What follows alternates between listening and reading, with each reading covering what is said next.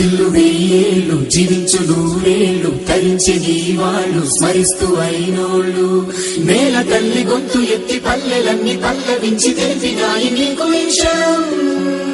జన్మదిన శుభాకాంక్షలే నేల మీద జారి పడ్డ చంద్రుడా మళ్ళీ జన్మ